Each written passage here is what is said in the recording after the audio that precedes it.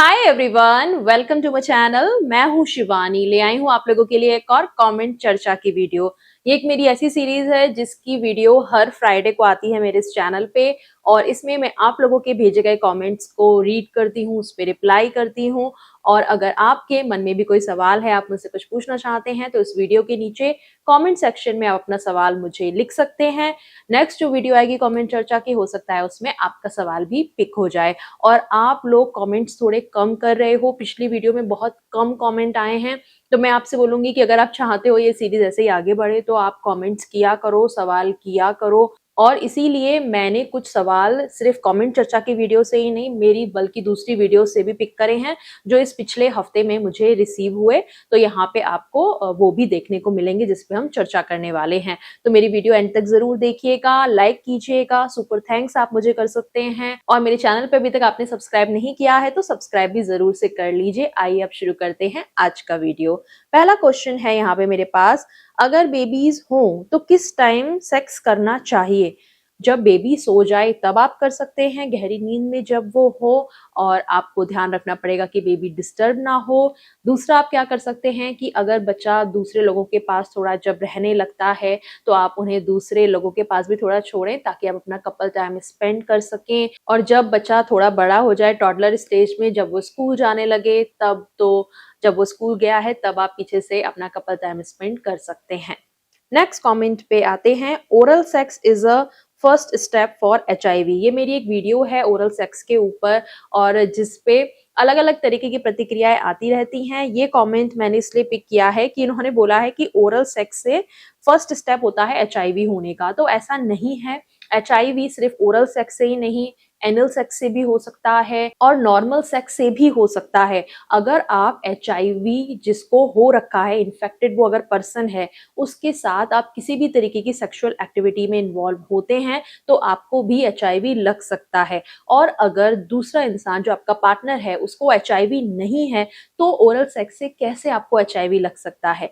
So it depends कि अगर HIV वाले इंसान के साथ आप किसी भी तरीके का सेक्स करेंगे, नॉट सिर्फ ओरल, एनल करते हैं या नॉर्मल सेक्स करते हैं, तब भी आपको लग सकता है। और अगर दूसरे इंसान को कोई भी इन्फेक्शन नहीं है या कोई HIV की प्रॉब्लम नहीं है, कोई STI नहीं है, तो वो आपको भी डेफिनेटली नहीं लग सकता है। एक और क्वेश्चन आया था मेरे पास इससे रिलेटेड कि क्या ओरल सेक्स अननेचुरल होता है? तो जी हाँ, ओरल सेक्स अननेचुरल है, ये नेचुरल नहीं है। और मुझे ऐसा लोग सोचते हैं कि मैं इसको प्रमोट कर रही हूँ। नहीं, मैं प्रमोट नहीं कर रही हूँ। कई बार मेरे पास सवाल आता है तो मैं उस पर बात कर लेती हूँ। ओरल सेक्स वाली मेरी वीडियो में भी मैंने ये चीज मेंशन करी है कि इससे प्रॉब्लम हो सकती है, तो आपको थोड़ा सा कॉशियस रहना पड़ेगा, साफ सफाई का ध्यान रखना पड़ेगा, आपको इन्फेक्शन लग सकते हैं। वैसे तो मैंने ये सब बातें पहले भी मेंशन करी हुई हैं, मैंने सोचा कि अभी भी मैं इस वीडियो में भी मेंशन कर दूं कि हाँ, ओरल सेक्स इतना ज्यादा ये मत समझिए कि सेफ है और इससे इन्फेक्शन ट्रांसफर नहीं होता, इससे भी होता है। और कई बार जो ओरल कर रहा है पार्टनर, लाइक आपका जो मुंह का एरिया है, आपका टंग है, वहां पे कई बार इन्फेक्शन फैल जाता है। तो STI, सेक्सुअल ट्रांसमिटेड इन्फेक्शन जो होते हैं, वो जरूरी नहीं है आपके प्राइवेट पार्ट के अराउंड ही रहें। वो अगर आप ओरल कर रहे हो तो आपके मुंह में भी फैल सकते हैं। यहाँ पे भी बहुत सारे लोगों को इन्फेक्शन रहता है। थोड़ा सा अगर आप इस बारे में सर्च करेंगे इंटरनेट पे तो आपको प्रॉपर पिक्स वगैरह भी देखने को मिलेंगी, किस तरीके के इसके लक्षण होते हैं, वो सब भी आप थोड़ा सा अपना रिसर्च इस बारे में कर सकते हैं। नेक्स्ट कमेंट पे आते हैं, कुछ लड़कों के अंडकोश छोटे और बड़े होते हैं, सामान्य अंडकोश होने का क्या उपाय है? अगर अंडकोश छोटे और बड़े हैं तो कोई समस्या है? देखिए, अगर आप ऐसा नोटिस करें कि नॉर्मल साइज से आपका साइज थोड़ा सा एक साइड बढ़ रहा है तो हाँ, ये प्रॉब्लम हो सकती है। वहां पे पानी जैसा भर जाना ये एक प्रॉब्लम है। इसके कारण से सूजन आ सकती है, दर्द आपको रह सकता है, डिस्कम्फर्ट आपको रह सकता है। तो हाँ, ये प्रॉब्लम है, ऐसे में आपको डॉक्टर को दिखाना चाहिए। और अगर नॉर्मल साइज से आपका एक साइड थोड़ा पहले से कम जैसा आपको फील लग रहा है, सिकुड़ा हुआ फील कर रहा है, तो वो भी एक प्रॉब्लम है। ऐसे में हो सकता है कि वहाँ पे कहीं आपको चोट लगी हो या कोई नस दब गई हो, जिसकी वजह से एक साइड में आपका टेस्टोस्टेरोन प्रॉपर नहीं बन पा रहे हैं। ऐसे में पुरुषों को पिता बनने में भी प्रॉब्लम रहती है, ठीक से स्पर्म जनरेशन नहीं होता है, तो ये वाली प्रॉब्लम भी हो सकती है। तो ऐसे में कोई भी आप अगर चेंजेस फील करते हो वहाँ पे कि साइज एकदम आपको एक साइड पे बढ़ा हुआ लग रहा है या कम फील हो रहा है या कुछ भी अनयूजुअल आप फील करते हो, तो एक बार आप डॉक्टर से कंसल्ट जरूर करें। कोई दर्द, सूजन वगैरह आप फील करो तो भी आप जरूर से कंसल्ट करें। कई बार ऐसे लोग पूछते हैं कि किस डॉक्टर को दिखाएं, तो इस तरीके की प्रॉब्लम के लिए जो टेस्टिकल से रिलेटेड है उसमें आप एंडोलॉजिस्ट को दिखा सकते हैं, वो इसी में ही स्पेशलिस्ट रहते हैं। नॉर्मल और कोई आपकी समस्या है, फिजिकल आप देखो कोई प्रॉब्लम आपको दिख रही है तो आप यूरोलॉजिस्ट को भी दिखा सकते हैं। यूरिन से रिलेटेड प्रॉब्लम है तो आप यूरोलॉजिस्ट को दिखा सकते हैं। नॉर्मल इतना कोई चिंता की बात नहीं है, जस्ट आपके मन में कुछ डाउट्स हैं जो कि आप डिस्कस करना चाहते हैं, तो वो आप नॉर्मल जनरल फिजिशियन को भी दिखा सकते हैं। नेक्स्ट कमेंट पे आते हैं। दी मेरा नेक्स्ट क्वेश्चन ये है कि सुहागरात के दिन वाइफ के पास कौन कौन से ड्रेस होना चाहिए और सुहागरात पर वाइफ का मूड ना होते हुए उसको फिजिकल होने के लिए कैसे रेडी करें, प्लीज रिप्लाई। देखो, ड्रेस की जहां तक बात है तो कंफर्टेबल सा और अच्छा सा दिखने वाला नाइट सूट या नाइटी वो ले सकते हैं। वाइफ्स जो हैं अच्छे लॉन्जरीज ले सकते हैं, मैचिंग के हो थोड़ा सा। और आते हैं, अलग से सेक्शन होता है कि न्यू ब्राइड्स के लिए लॉन्जरीज जो हैं या नाइट वेयर्स हैं, तो उस तरीके के वो चीजें ले सकते हैं।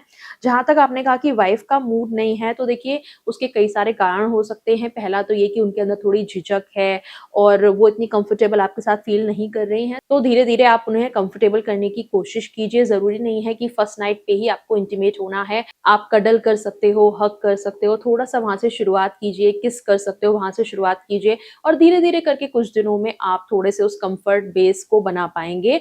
और कुछ कारण ये भी हो सकते हैं कि वो थका हुआ फील कर रही हो, शादी का इतना स्ट्रेस रहता है, कई बार लड़कियां बहुत ज्यादा अटैच रहती हैं अपने घर वालों से, तो उनसे अलग होने का भी थोड़ा सा वो चीज रहती है, तो इमोशनली वो डाउन फील कर रही हो। और इमोशनली कोई इंसान जब डाउन फील कर रहा होता है तो वहां पे उसके साथ वैसे भी बहुत ज्यादा जबरदस्ती नहीं करनी चाहिए, थोड़ा सा आपको उनको अंडरस्टैंड करना चाहिए।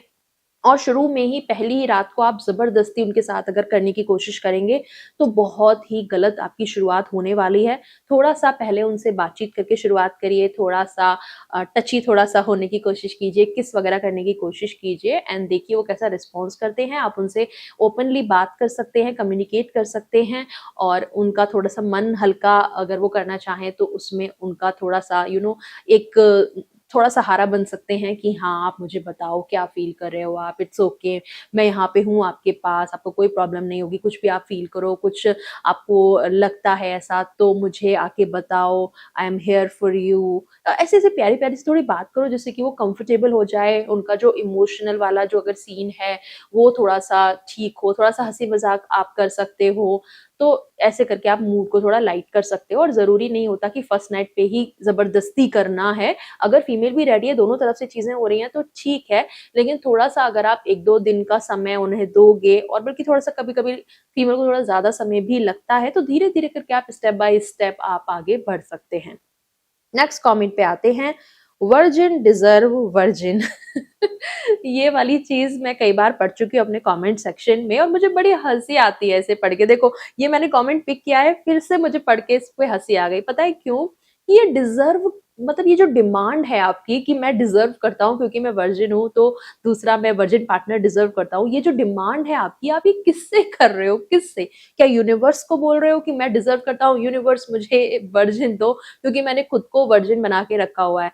और बना के रखा हुआ है खुद को वर्जिन चॉइस से, या आप रह गए वर्जिन? ये वाली बात है कि मतलब आप चाहते तो थे कि आपका भी कोई पार्टनर बन जाए, आपका कोई रिलेशनशिप हो, पर वो बन नहीं पाया, या थोड़ी सी कहीं पे थोड़ा बात चली तो उस लेवल तक नहीं पहुंच पाई।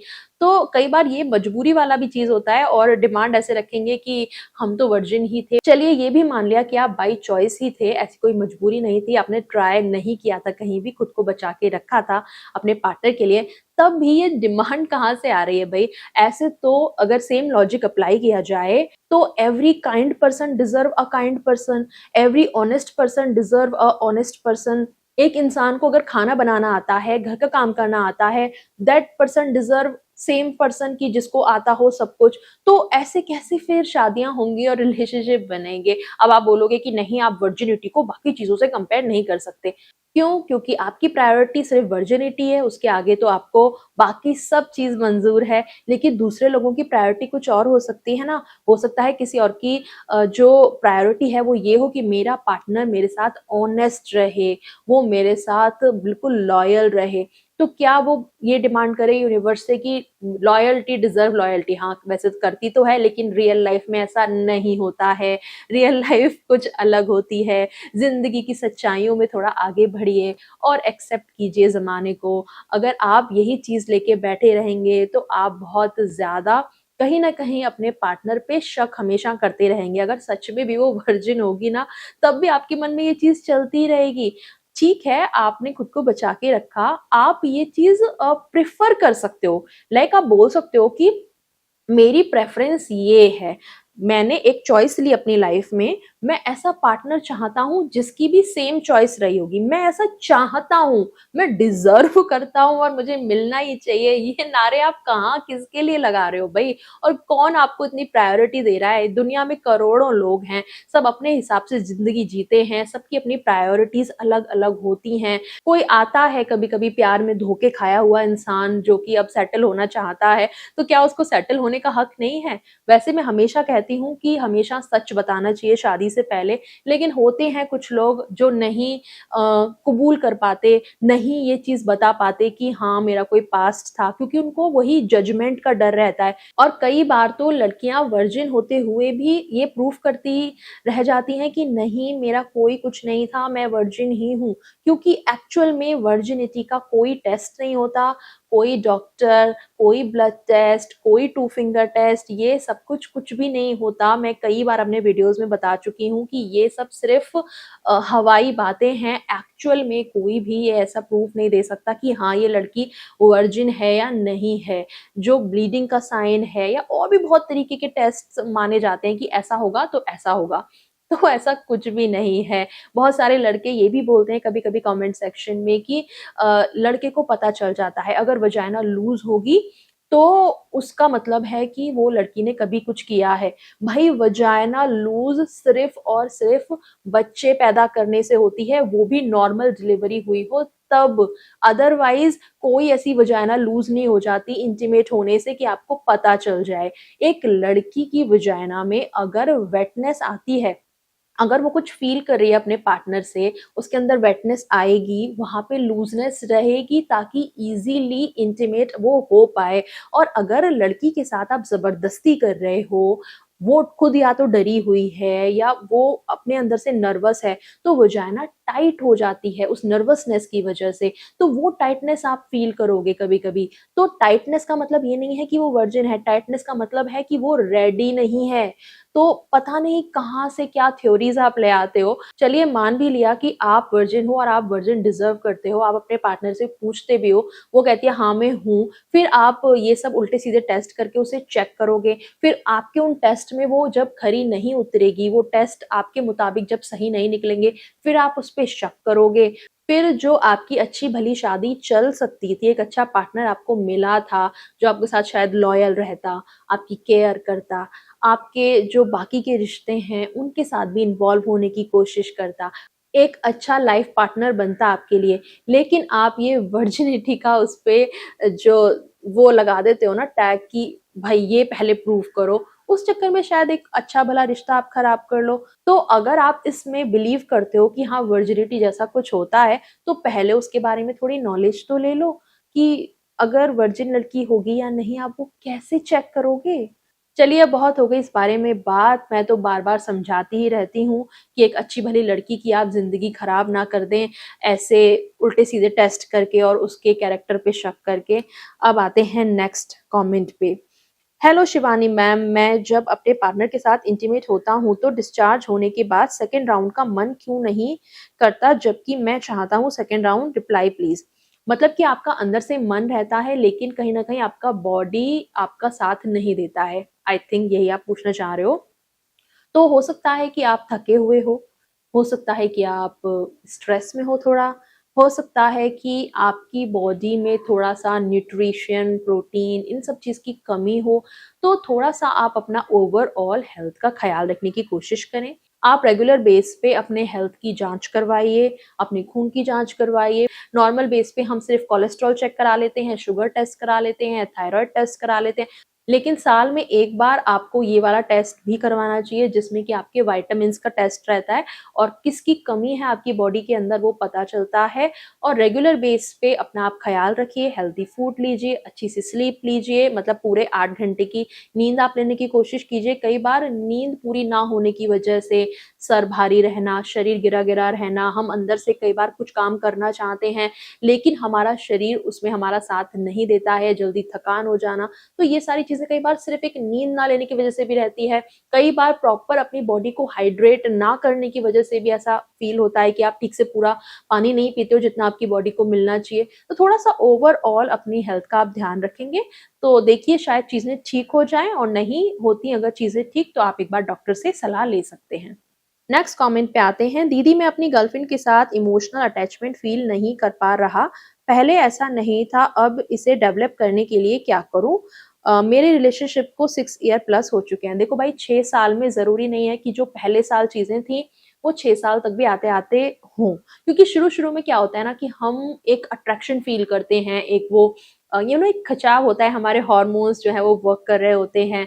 तो वहाँ पे वो जो होती है ना नए-नए रिलेशनशिप की जो एक्साइटमेंट, एक वो जो अंदर से हम और ज़्यादा इमोशनल फ़ील करते हैं, एक्साइटेड फ़ील करते हैं, मिलने का मन रहता है, तो वो आगे चल के थोड़ा-सा नहीं उतना रह पाता है, तो थोड़ा डिफ़रेंस तो आएगा।